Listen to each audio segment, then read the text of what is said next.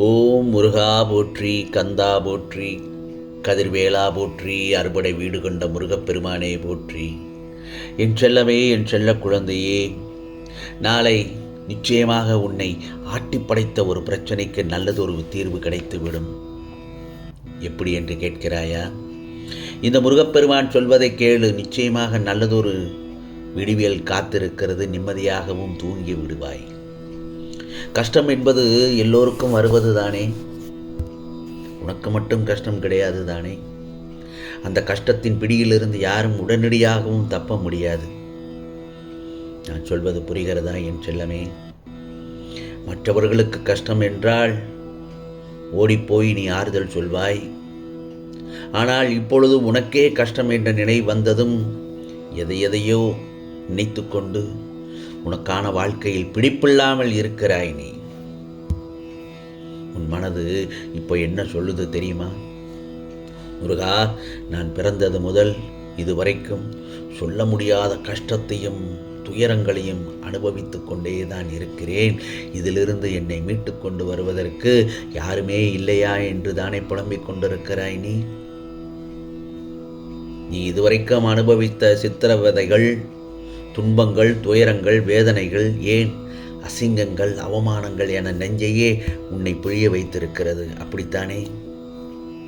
அந்த சூழ்நிலைக்கு ஏற்ப வாழ்க்கையை அமைத்துக் கொள்வதுதான் வாழ்க்கையோட பூரண ரகசியம். யாருக்கும் கஷ்டம் இல்லை என்று மட்டும் நினைத்து விடாதே. அவரவர்களுக்கு ஏற்றவாறு கஷ்டங்கள் சிறிதாகவோ பெரிதாகவோ இருக்கும். எந்த குடும்பத்திலும் கஷ்டம் நஷ்டம் எதுவும் இல்லாமல் இருக்கவே இருக்காது. எப்படி துன்பங்களும் இன்பங்களும் கலந்தது தானே வாழ்க்கை. நீ இன்று இப்பொழுது சந்தோஷமாக இருக்கிறாய் என்றால் அடுத்த ஒரு நிமிடத்தில் அது மாறலாம். ஏன், நீ இப்பொழுது கஷ்டப்பட்டு கொண்டிருந்தால் அதுவும் ஒரு நிமிடத்தில் மாறிவிடலாம். எது எப்பொழுது எங்கே எப்படி நடக்கும் என்று யாருக்குமே தெரியாதல்லவா?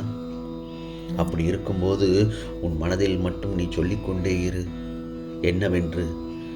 முருகா, எனக்கு கஷ்டங்களை கொடுத்துக்கிறாய், ஆனால் அந்த கஷ்டத்திலிருந்து வெளியே வருவதற்கும் நீ நிவர்த்தி செய்து காட்டிவிடு என்று என்னிடத்தில் மனதார பேசு.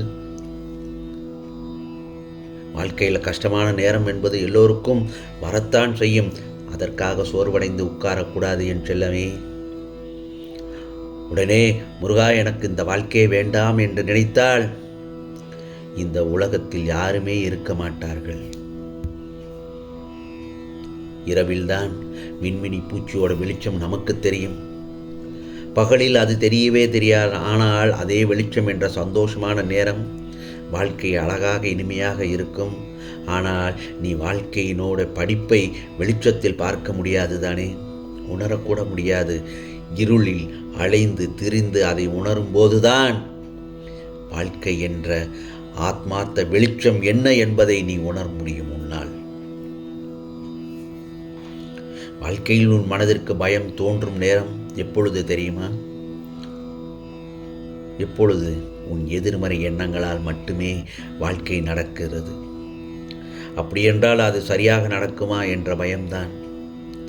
அந்த பயத்தில்தான் உன் வேலையில் தடங்கல்கள் வருகிறது. எதிர்மறை எண்ணங்கள் வேண்டவே வேண்டாம். ஒரு வேலையை செய்ய ஆரம்பிக்கும் பொழுது ஐயோ இது செய்யலாமா வேண்டாமா, ஐயோ அம்மா என்று புலம்பக்கூடாது. சற்று நிதானமாக யோசிக்க வேண்டும்.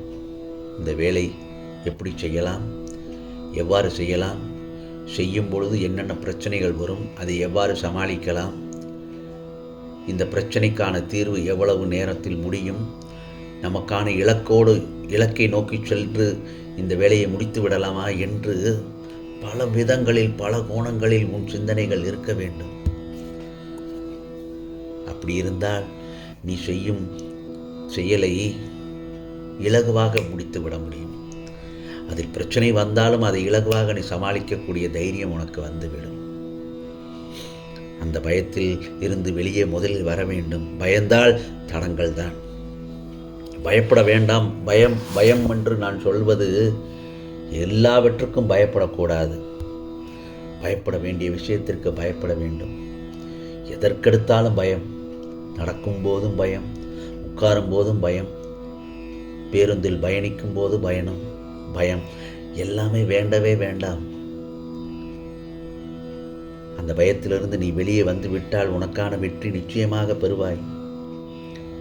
பயத்திலிருந்து வெளியே வா, உனக்கான வழியை நான் உருவாக்கி கொடுத்து தருகிறேன். அதில் பயணிக்க நீ பயணம் செய்ய தயாராக இரு. அந்த சமயத்தில் உனக்கு பக்கபலமாக உன் முருகப்பெருமான் உன்னோடு கைகோர்த்து வருகிறேன். உனக்கான வாழ்க்கையை ஒளிரவும் செய்வேன், கவலைப்படக்கூடாது. நீ உண்மையோடும் ஆன்மீக உணர்வோடும் கண்ணீரோடும் செய்கின்ற பிரார்த்தனைகளை நான் பார்த்து கொண்டும் கேட்டுக்கொண்டுதான் இருக்கிறேன். நான் உனக்கு சொல்வதையெல்லாம் நீ கேட்காமல் புரியாமல் நடந்து கொள்வதால் தான் நீ பலவித பிரச்சனைகளையும் உன்னால் சந்திக்க முடியாமல் போய் எந்த பலனையும் உன்னால் அடைய முடிவதில்லை. நான் சொல்லும் பொழுது இப்பொழுது உன் மனதில் ஒன்று தோன்றும்.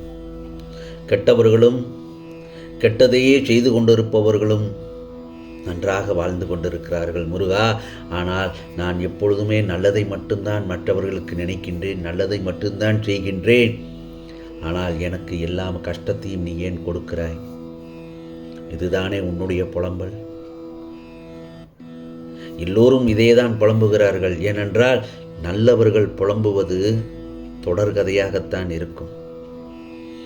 ஒன்றுக்கும் உதவ மாட்டாய் என்று உலகம் உன்னை உதைத்தாலும் அந்த சமயத்தில் நீ ஓடுவதை நிறுத்தாமல் ஓடிக்கொண்டே இரு.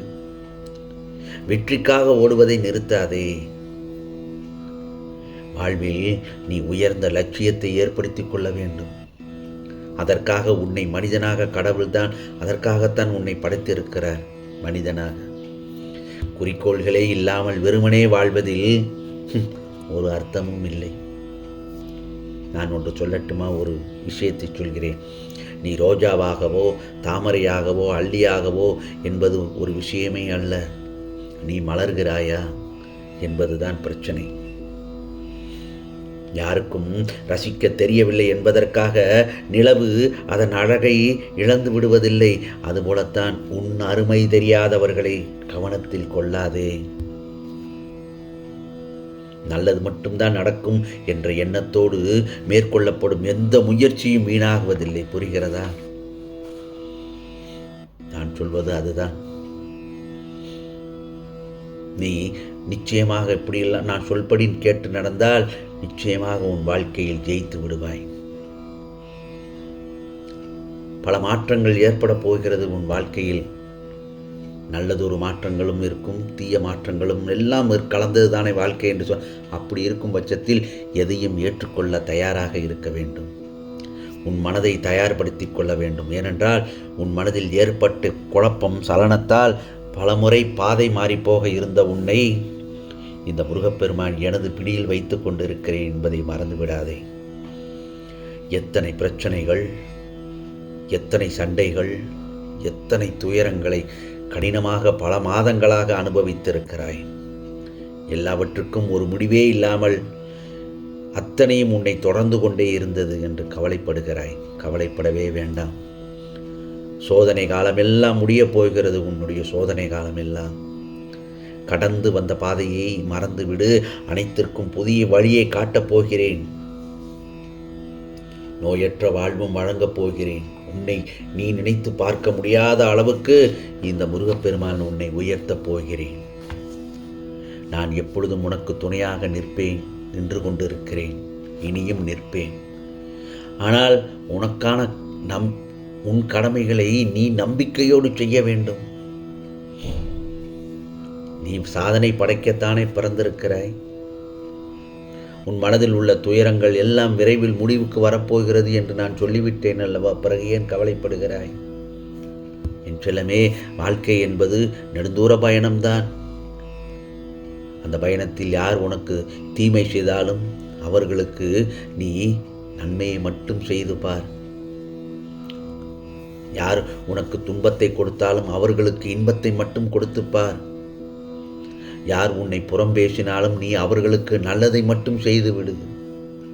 நீ அவர்களுக்கு நல்லதை செய்ய செய்ய வாழ்க்கை நீ செய்கின்ற நல்ல காரியங்களும் நல்ல செயல்களும் உனக்கு நல்லதாகவே அமையும் என்பதை மறந்து விடாதே. அப்படி இருக்கும் பொழுது உனக்கான நிம்மதி, உனக்கான மகிழ்ச்சியை இந்த முருகப்பெருமான் நிச்சயமாக அளிப்பேன். நீ உன்னுடைய எண்ணங்களை வலிமையாக்கி நீ எப்போது நல்லது மட்டுமே நினைத்து கொண்டிருந்தால் உன்னுடைய எண்ணம் வலிமையாகி உன் வாழ்வும் சீராகும், சிறப்பாக மாறும் என்பதில் சந்தேகமே இல்லை. இந்த முருகப்பெருமான் சொல்வது போல் நடந்து கொண்டால் நிச்சயமாக நாளைய விடியலில் நல்லதொரு மாற்றம் இருக்கும். வாழ்க்கையில் நீ எல்லா வளமும் பெற நிச்சயமாக நான் அருள் பாலிப்பேன். உன்னை பாதுகாக்க, உன்னையும் உன் குடும்பத்தாரையும் பாதுகாக்க நான் இருக்கிறேன். என்னுடைய பாதுகாப்பு வளையத்தில் நீங்கள் இருக்கிறீர்கள் என்பதை மறந்துவிட வேண்டாம். நிச்சயம் இந்த மாற்றம் நல்லதொரு திருப்பு முனையாக இருக்கும் என்பதில் சந்தேகமே இல்லை. நல்லதொரு வெளிச்சத்தை தரும். நீ காத்து கொண்டிருந்த விஷயம் நன்மையாக நடக்கப் போகிறது. இந்த விடியல், நாளை வரும் விடியல் உனக்கான விடியலாக இருக்கப் போகிறது. என் செல்லமே, நீ இதுவரை எதையெல்லாம் எதிர்பார்த்தாயோ அதை நிச்சயமாக ஒவ்வொன்றாக நடத்தி காட்டப் போகிறேன் இந்த முருகப்பெருமான். இனி துன்பம் இருக்காது, சந்தோஷம் அதிகரித்து இன்பம் அடைய பல நிகழ்வுகளை உனக்காக நான் நடத்தி காட்டப் போகிறேன். உன் பிரச்சனைகள் எல்லாம் தீர்வுக்கு வந்துவிடும். உன்னை ஆட்டி படைத்த பல பிரச்சனைகள் எல்லாவற்றையும் சரி செய்து விடுவேன். கவலைப்படாமல் நிம்மதியாக தூங்கு என் செல்லமே. ஏனென்றால் நீ யாருக்கும் கெடுதல் செய்யவில்லை என்று எனக்கு தெரியும். உண்மையை மட்டும் பேசிப்பார், உண்மையை மட்டும் பேசிப்பார். குணத்தால் கிடைக்கும் புகழ் உனக்கு கிடைத்து மகிழ்ச்சி பெறுவாய்.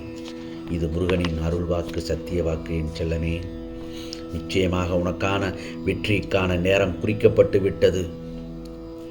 உனக்கானதெல்லாம் நிச்சயமாக நல்லது நடக்கும், நல்லது மட்டுமே நடக்கும், அதுவும் நன்மையாகவே இருக்கும். ஓம் சரவண பவ, ஓம் சரவண பவ, ஓம் சரவண பவ.